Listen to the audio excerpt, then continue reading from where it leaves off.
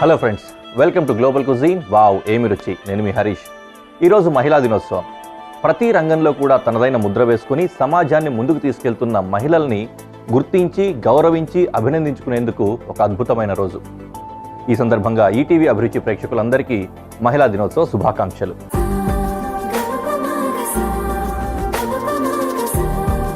స్త్రీ శక్తిని, ఆలోచనలను అక్షరాలుగా మార్చి మనకందించే మహిళా రచయితలు చాలా అరుదుగా ఉంటారు. అలాంటి వారిలో కూడా నవలా రచయితగా, సినిమా రచయితగా, నేటి కాలం చూసే షార్ట్స్ రచయితగా కూడా తను ఎంతో పేరు తెచ్చుకొని మనందరికీ కూడా తన రచనల్ని అందిస్తున్న ఒక అద్భుతమైన రచయిత్రి బలభద్రపాత్రుని రమణి గారు. ఈరోజు మహిళా దినోత్సవం సందర్భంగా ఆవిడ మనతో ముచ్చటించబోతున్నారు. లెట్స్ వెల్కమ్ రమణి గారు. Ma'am please come. నమస్తే అండి. నమస్తే అండి. Happy women's day. Thank you. మన ఈటీవీ ప్రేక్షకులందరికీ, ముఖ్యంగా మా మహిళా ప్రేక్షకులకి విమెన్స్ డే శుభాకాంక్షలు. రచయిత్రి అనేసరికి యూజువల్గా నావలిస్ట్గా ఇట్లా చూస్తూ ఉంటామండి. మీరు ఎలా స్టార్ట్ చేశారు? అన్ని జోనర్స్లో, అన్ని సెగ్మెంట్స్లో రాసుకుంటూ వచ్చినట్లున్నారు. మీరు ఒక నవల మాత్రమే కాదు, సినిమాలకి రాశారు, సీరియల్స్కి రాశారు, పెద్ద పెద్ద సినిమాలకి చూశారు. ఆ తర్వాత ఇప్పుడు షార్ట్స్లో, రీల్స్లో ఇట్లాంటి వాటికి కూడా రాస్తున్నారు స్క్రిప్టింగ్. ఏంటి మీ కెరీర్ ఎలా స్టార్ట్ అయింది? ఏ విధంగా రాస్తూ వస్తున్నారు ఇవన్నీ? ఒక స్కూల్ టీచర్గా స్టార్ట్ అయిందండి నా కెరీరు. చిన్నపిల్లల కోసం పాటలు, చిన్న చిన్న నాటకాలు రాసుకుంటున్నప్పుడు యండమూరి వీరేంద్రనాథ్ గారు ఒక కవిత చూసి ఆంధ్రజ్యోతిలో నన్ను పిలిపించి, అమ్మా నువ్వు నవలలు రాయగలవు అని చెప్పి రాయొచ్చు కదా అని అడిగారు.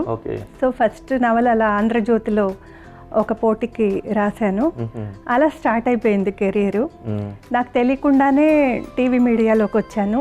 సో ఇలా ఈటీవీ అని రామోజీరావు గారు పెద్ద సంస్థ పెడుతున్నారు, మీలాంటి రైటర్స్ అంటే అప్పటికే నావి చతుర్లో నవల్స్ వచ్చాయి, విపులలో కథలు పడ్డాయి. అంటే కొంతమందికి తెలియదేమో ఈ కాలం వాళ్ళకి, చతుర, విపుల ఇవన్నీ కూడా వారపత్రికల పట్ల మ్యాగజైన్స్. అలా ఆల్రెడీ రాసున్నాను కాబట్టి మా అందరికీ, మా రైటర్స్, మా జనరేషన్ వాళ్ళందరికీ ఉత్తరాలు వచ్చాయన్నమాట.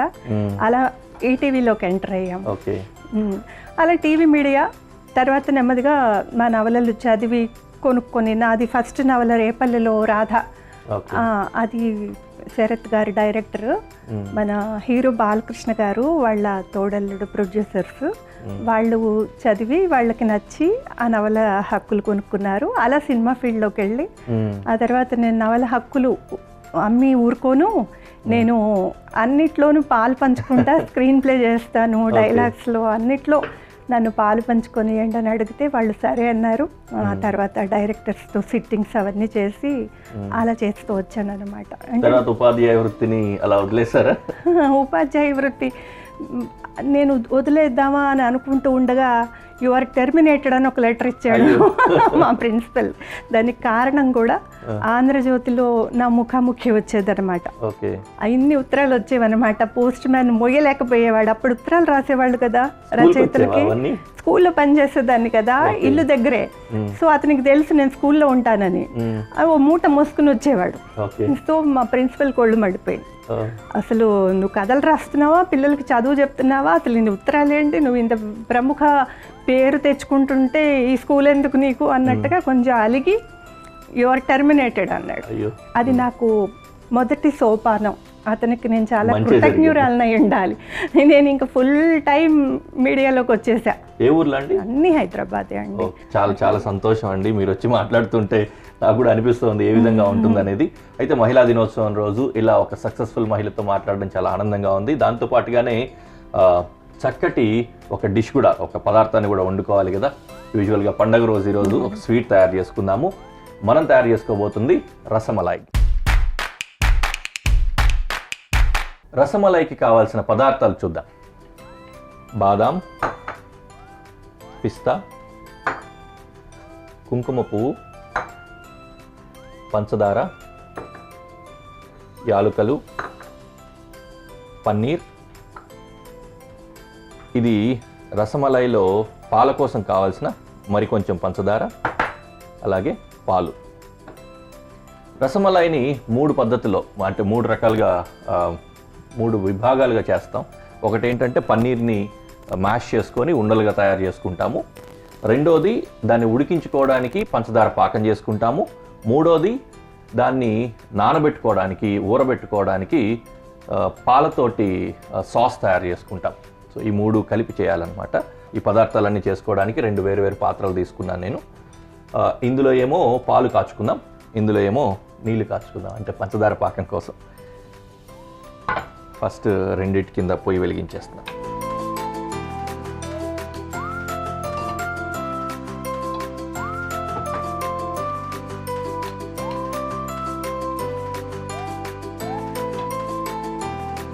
Thank you. ఇప్పుడు మిమ్మల్ని అయితే మీరు ఇంట్లో వంట చేస్తారా అని అడగాల్సిన అవసరం లేదనుకుంటా. ఎందుకంటే చాలా మందిని ఆర్టిస్టులని వీళ్ళని అడుగుతూ ఉంటాం, వాళ్ళకి టైం సరిపోదేమో చేయరేమో అన్నట్టుగా. కొంతమంది చెయ్యము, కుదరదు అని చెప్తుంటారు. మా జనరేషన్ వాళ్ళందరూ నాకు తెలిసి కామన్ గా వంట అనేది చేస్తారు. అదే బై డిఫాల్ట్. ఆ ఉద్దేశంతో మిమ్మల్ని అడగలేదు నేను. కానీ ఏం చేస్తుంటారు అనేది అడగచ్చు అనుకుంటానండి. 3 కప్పులు నీళ్ళు తీసుకుంటున్నా. రీజన్ ఏంటంటే 1 కప్పు పంచదార వేస్తున్నాము, అందుకని 3 కప్పుల నీళ్లు. ఇది జనరల్గా పాకం చేసినప్పుడు 1 స్ట్రింగ్ అంటాం కదా, జిడ్డుగా వస్తుంది, అట్లా చేస్తాము. కానీ ఇది అలా లేదు, మామూలుగా నీళ్ళగానే ఉంటుంది. జస్ట్ కరిగినట్లుగా అయితే చాలు, తీగ పాకం అక్కర్లేదు. కరెక్ట్. దాంతో పాటుగా 1 కప్పు పంచదార, అలాగే ఈ యాలకులని జస్ట్ అట్లా మ్యాష్ చేసి వేసేస్తాను.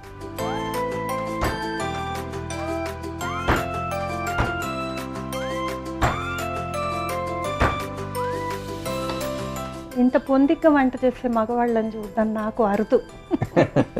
ఇప్పుడు ఈ జనరేషన్ వాళ్ళు చేస్తున్నారు, మా జనరేషన్లో చేసేవాళ్ళు గారు. అది మారిందండి. మా జనరేషన్లో వంటలు చేస్తున్నాము, లేడీస్ కొద్దిగా తగ్గు చేస్తున్నారు. మీ జనరేషన్లో అసలు అబ్బాయిలు వంట రూమ్కే వెళ్ళేవాళ్ళు కాదేమో. మీరు ఇప్పుడు సెల్ఫ్ సఫిషియెంట్ అవుతున్నారు. ఇది కాగితే సరిపోతుంది మనకు, యాలకులతోటి ఆ ఫ్లేవర్. ఇందులో మిల్క్ వేసుకుందాం. కొద్దిగా ఎక్కువగా వేడైంది పాత్ర, అందుకని ఫస్ట్ కొద్దిగా నీళ్లు వేసి తర్వాత పాలు పోస్తాను. రైట్.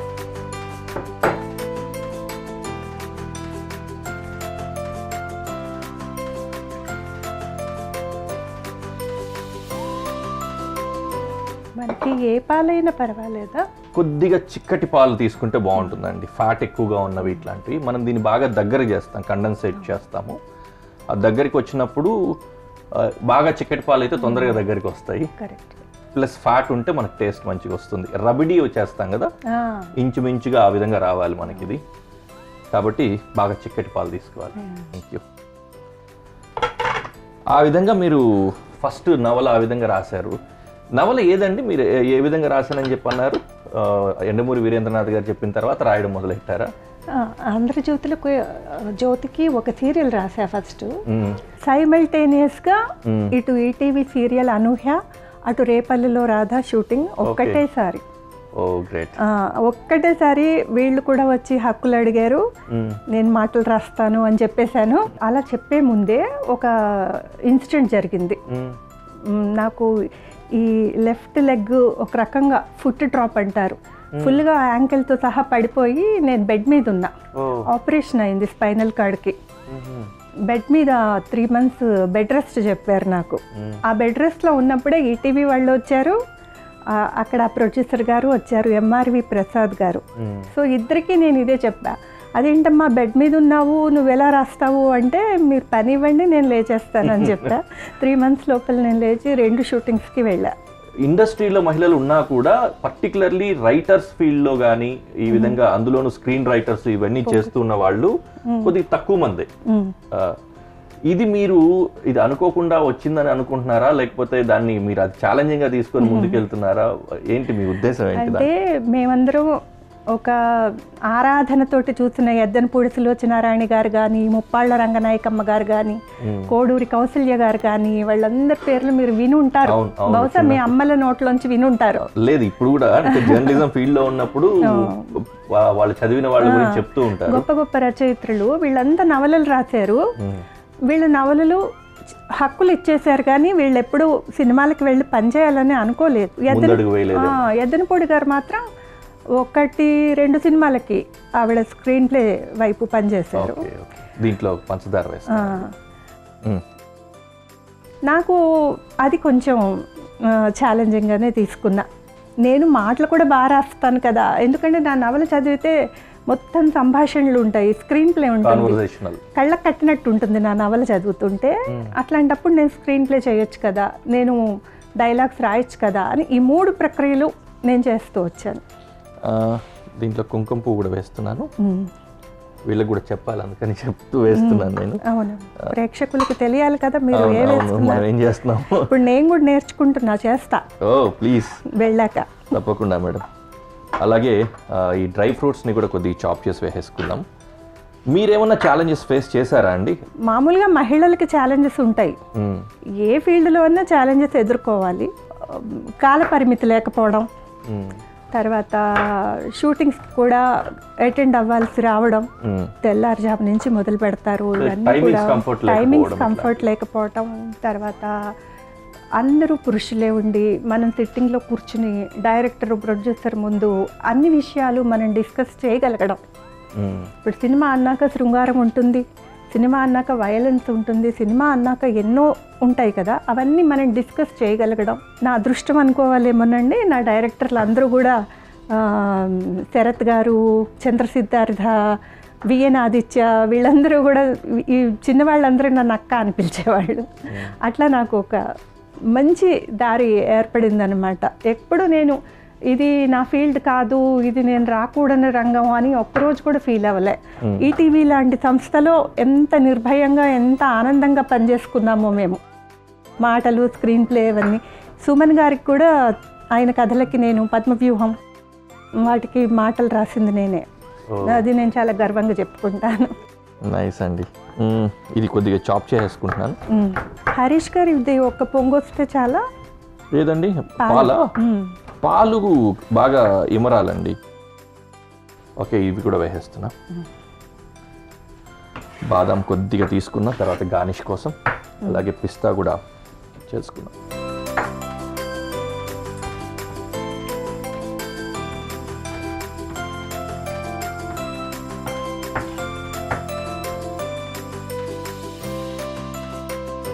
ఓకే, ఇందులో పిస్తా కూడా వేస్తున్నా. ఇందులో పడాల్సినవన్నీ పడిపోయాయి, ఇంకా అది దగ్గరికి రావడం మాత్రమే తర్వాయి.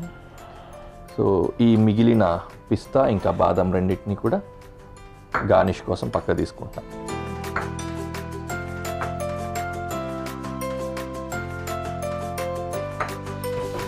ఇప్పుడు ఇంకా అసలు పని ఉందండి, దీన్ని గ్రేట్ చేసుకోవడం. పన్నీర్ నేను ఇది చేస్తూ ఉంటాను. మీ గురించి మీరు తెలుసుకోవాల్సింది ఏంటంటే, ఈ తరం మీరు అసలు ఆల్మోస్ట్ 3 తరాలకు రాసినట్లు ఉన్నారు. ఇప్పుడు రామానాయుడు గారి దగ్గర నుంచి సురేష్ బాబు గారి దగ్గర వరకు, తర్వాత ఇప్పుడు లేటెస్ట్గా ఈ రీల్స్, షార్ట్స్ ఇట్లాంటి వాటికి కూడా ఏం నోటీస్ చేశారు? ఇండస్ట్రీలో వస్తున్న ఈ మార్పుని ఏం నోటీస్ చేస్తున్నారు? సమాజంలో ఎటువంటి మార్పు వస్తుంది, ముఖ్యంగా మహిళలకు సంబంధించి? టైములు లేవండి ఎవరికి, ఫాస్ట్ జనరేషన్. ఇప్పుడు వచ్చిన ఈ జెన్ జీ అంటారు కదా, వీళ్ళకి చాలా ఫాస్ట్, అన్ని ఫాస్ట్ ఫుడ్స్ కూడా ఫాస్ట్ ఫుడ్స్ అన్ని ఫాస్ట్ అయిపోయినప్పుడు ఏమైందంటే ఇవి షార్ట్స్ వచ్చాయి. అవి చాలా అడిక్టివ్గా ఉంటాయండి. అసలు చాలా ఏదో కంటెంట్ ఉంటుంది దాంట్లో, ఆ కంటెంట్ ని చూడలేము, చూడకుండా ఉండలేము. అది ఎలా అంటే ఇంకా అది ఒకసారి అలవాటు అయిపోతేనండి, రాత్రి 12 గంటలకు ఒక ఎపిసోడ్ రిలీజ్ అవుతుందంటే వెయిట్ చేస్తున్న వాళ్ళు ఉన్నారు, నిద్రపోకుండా దానికోసం అని చెప్పి. ఇది కొద్దిగా గ్రేట్ చేసేసుకున్నాక ఇప్పుడు నీట్గా దీన్ని పిండి లాగా వచ్చేలాగా మ్యాష్ చేసుకోవాలి. ఓకే, సో ఈ విధంగా అయిన తర్వాత చిన్న చిన్నవి ఇలా తీసుకొని దూద్ పేడలాగా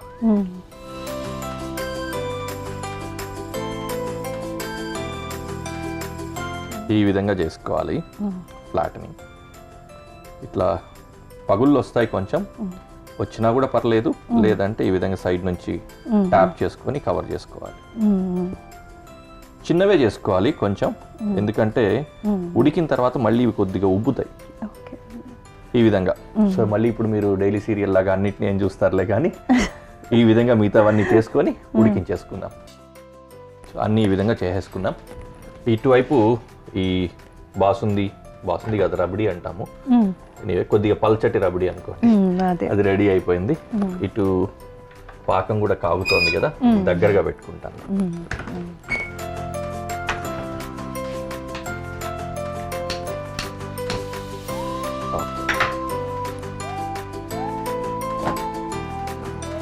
తేలిగ్గా ఉందండి ప్రొసీజర్, ఇవి గట్టి పడక్కర్లేదు కాబట్టి.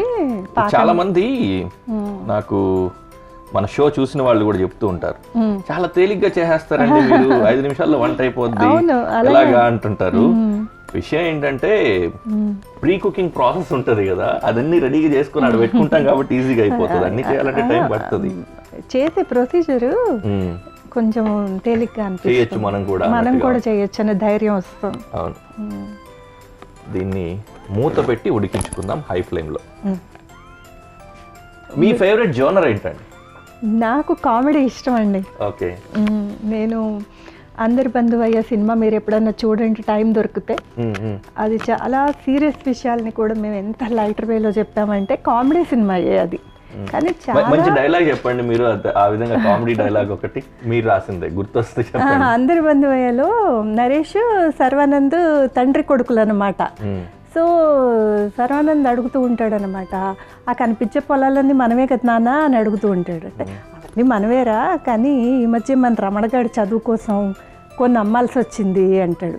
అంటే మన రమణగాడే కదా నాన్న, మంచి పని చేసావు అని చెప్పి లోపలికి వచ్చి కూర్చొని, ఇంతకీ రమణగాడు ఎవరు నాన్న అంటాడు. ఎవరో కూడా తెలియదు కానీ మంచి పని చేసావు. అంటే ఆ తండ్రి కొడుకుని మించి చేస్తూ ఉంటాడు ఉపకారాలు, కొడుకు తండ్రిని మించి చేస్తూ ఉంటాడు. చాలా సీరియస్ ఇష్యూ అది. తన గుండె కళ్ళు తాకట్టు పెడతాడు ఒక అప్లిచ్చే అతనికి, ఒక మాస్టర్ గారు అబ్బాయిని కాపాడడానికి, హాస్పిటల్ ఛార్జెస్ కట్టడానికి. సో అతన్ని బెదిరిస్తూనే ఉంటాడు, ఒరే ఆ కళ్ళు నావి, నువ్వు ఇలాంటివన్నీ చూడకూడదు అంటాడు. ఏదో పిచ్చి పోస్టర్ చూస్తుంటే, ఆ గుండె నాది, సిగరెట్లు అవి తాకో అని మధ్యలో వచ్చి చెప్తూ ఉంటాడు. అందరూ భయపడిపోతారు, గంటయ్య అంటే చాలా పెద్ద రౌడీ అని చెప్పి. సో లాస్ట్లో అతనికి నిజంగానే హార్ట్ ట్రాన్స్ప్లాంటేషన్ కావాలి అన్నప్పుడు ఇతన్ని పిలిపిస్తాడు. నిన్ను కావాలనే పిలిపించారా, ఇప్పుడు నా గుండె మార్చాలంట అంటే అప్పుడు అంటాడు, తీసుకోగంటయ్యా నీకు ఎప్పుడో రాసి ఇచ్చాను కదా అని చాలా తేలిగ్గా అంటాడు. ఒరేయ్ నీ కళ్ళు రాయించుకున్నాను, నీ గుండె రాయించుకున్నాను, నువ్వు వచ్చినప్పటి నుంచి ఊళ్ళోకి ఎవరికో ఒకళ్ళకు ఉపకారం చేస్తూ కనపడ్డావు, సమాజాన్ని ఇంత ప్రేమగా చూసే నీ దృష్టి కావాలి, నీ గుండె అంటే దాని నిండా ప్రేమ ఉంది, ఆ ప్రేమ కావాలి, అవి రెండు నా కొడుకు ఇవ్వరా, నువ్వు వాడిని పెంచు అని ఇతని చేతిలో పెట్టిపోతాడు. అదనమాట కళ్ళు గుండె రాయించుకోవడం అంటే. సో చాలా సీరియస్ సినిమా అది, కానీ మేమైతే అసలు గ్యాప్ లేకుండా కామెడీతోటే రాస్తాం. రైట్. ఈ ఉడికిన వాటిని తీసుకొని కొద్దిగా ఆ రసం అంతా తీసి చల్లార్చుకోవాలి ఫస్ట్. అలా వేడి మీద వేయకూడదు, కొద్దిగా చల్లగా అయిన తర్వాత ఈ రబడీలో వేసుకోవాలి. ఓకే.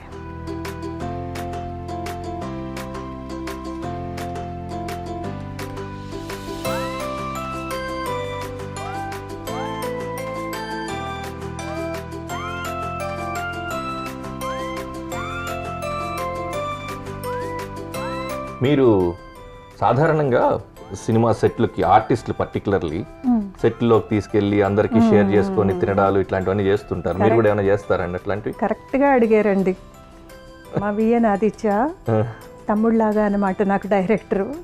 ఆయన పులిహార లేకుండా ఎలా వచ్చారు అక్కయ్య గారు అని అడుగుతూ ఉంటాడు. అవునా? వెజిటేరియన్ అనుకుంటా కదా? అవునండి. అదే పులిహోర అనేసరికి గుర్తొచ్చింది. మేము పులిహోర అన్నా కానీ మీకు అర్థమైపోయి ఉండాలి.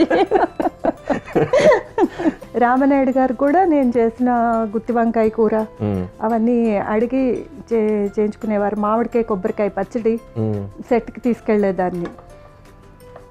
రైట్. ఈ విధంగా వేసుకున్నాం కదా, అది చక్కగా అందులో నాననిద్దాం కాసేపు, 5 నిమిషాలు నానితే గులాబ్ జామ్ లాగా అంతే. ఎటు వచ్చి అది పాకంలో అయితే ఇది రబడీలో రెండు పాకము ప్లస్ రెండు పాకంలో ఉడికించి రబడీలో నానబెట్టుకుంటాం. సరే, కాసేపు అలా నానిన తర్వాత తీసి ప్రెజెంటేషన్లో పెట్టి మీకు చూపిస్తాను.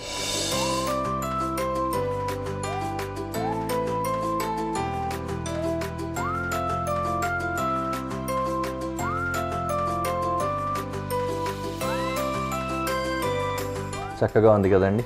చాలా అందంగా ఉందండి. నోరు ఊరించేటట్టు, కళ్ళకి విందుగా, మనసుకు పసందుగా, మనసుకి పసందుగా, ఆనందంగా. రైటర్ పక్కన ఉంటే మాకు కూడా కవిత్వం వచ్చేస్తుంది. అది వేడి చల్లారేసరికి గట్టిపడింది, వేడిగా ఉన్నప్పుడు విడిపోయినట్లు అనిపించింది. అది కంగారు పడకుండా ఉండాలి. నాలాంటి వాళ్ళు కొద్ది కంగారు పడ్డాను. ఫస్ట్ టైం చేసేవాళ్ళు ఎవరికైనా చిన్న కంగారు వస్తుంది, విడిపోతాయేమో అని. కొంచెం మైదా అవి కలుపుకుంటారు, కలిపితే కొంచెం బాండింగ్ వస్తుందని. ఈ ప్యూరిటీ మనం వద్దులే అని మైదా వేస్తే రుచి చాలా మారిపోతుంది. ఓకే.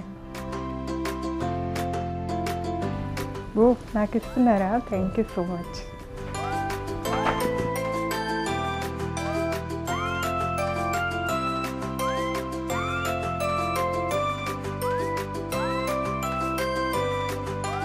అద్భుతంగా ఉందండి.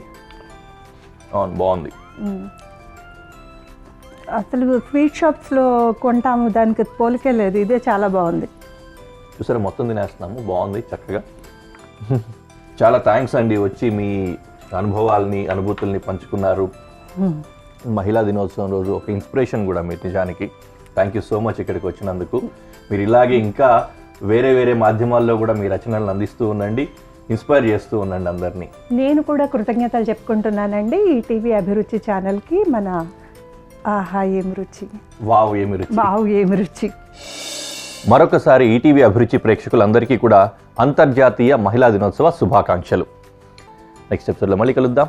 బాయ్.